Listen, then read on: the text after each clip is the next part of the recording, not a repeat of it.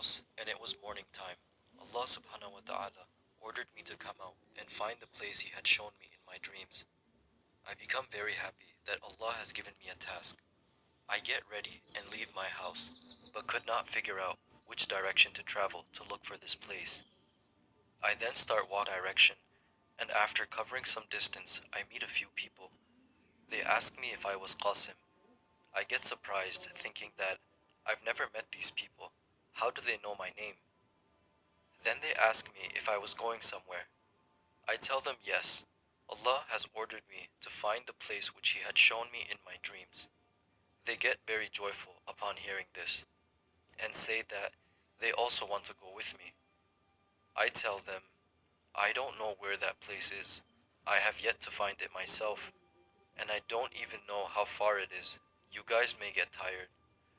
Those people tell me that they would be with me in any case whatsoever. I say, as you wish, but don't blame me later. They say, okay. Upon walking for a while, I find a big bus. Its appearance resembled a modern bus, and it was quite large. I get a feeling that Allah subhanahu wa ta'ala has prepared this bus for us. I tell all of the people with me to hop in, and all of us get seated, and I start driving the bus. After driving on a few small roads, we reach a relatively large road, and I realize this is the same road that will take us to that peaceful place. I take a turn towards a large road, and saw that there was a lot of traffic on that road.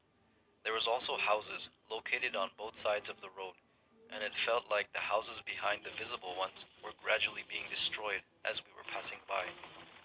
It appeared to be a warlike situation. I say, we have to pass from this road quickly so that we can avoid trouble or a road blockage. I trust in Allah and keep on driving. Then the sky gets covered with thick clouds. I continue to drive for quite a distance, but the road doesn't come to an end, and the traffic keeps on increasing. I say, I'm exhausted, and this road isn't coming to an end. Then suddenly something happens, and the traffic increases significantly, and there is unrest everywhere. People begin rushing to the road from the left and right, and start running here and there. Some vehicles catch fire, and people start dying as well. In this commotion, I ask myself, what's happened to accelerate the bus? But there was a lot of traffic. Suddenly, the road starts to break.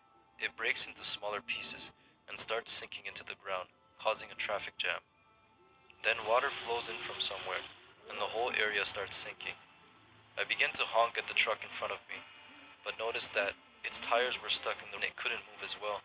There was such chaos that the vehicles coming from behind me were hitting those in front just so they could move.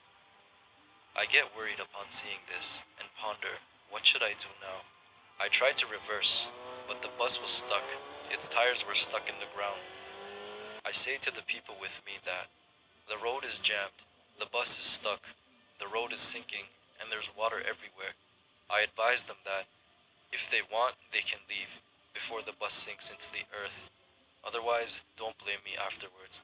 There is still time. You guys can leave. The people say, we will not leave you, no matter the circumstance.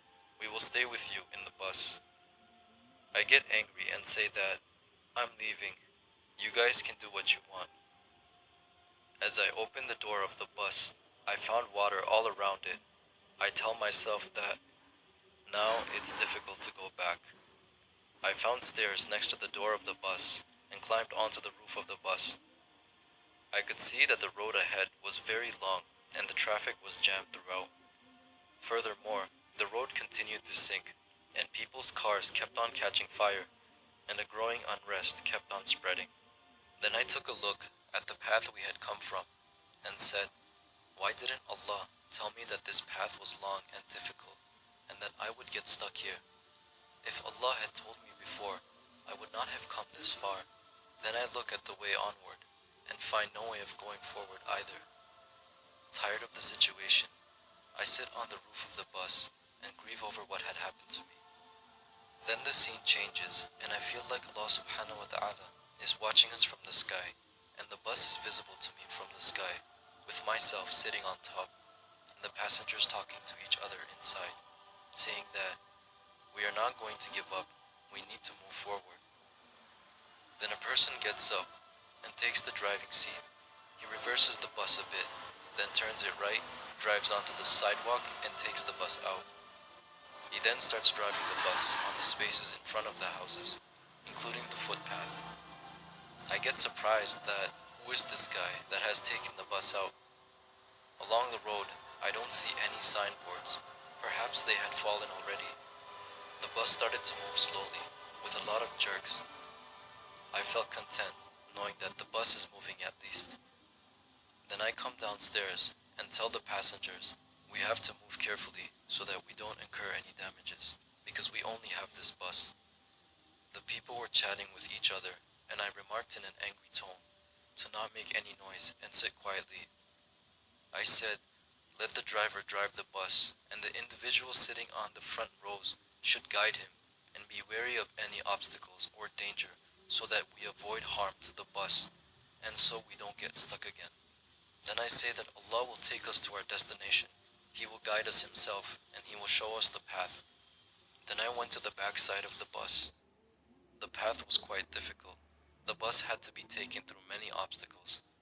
When one bus driver got tired, the other one started driving, and the bus kept moving with Allah's help, and eventually evening time fell. Then immediately the road became very smooth, and the homes and buildings started appearing on both sides. I get onto the roof of that bus again,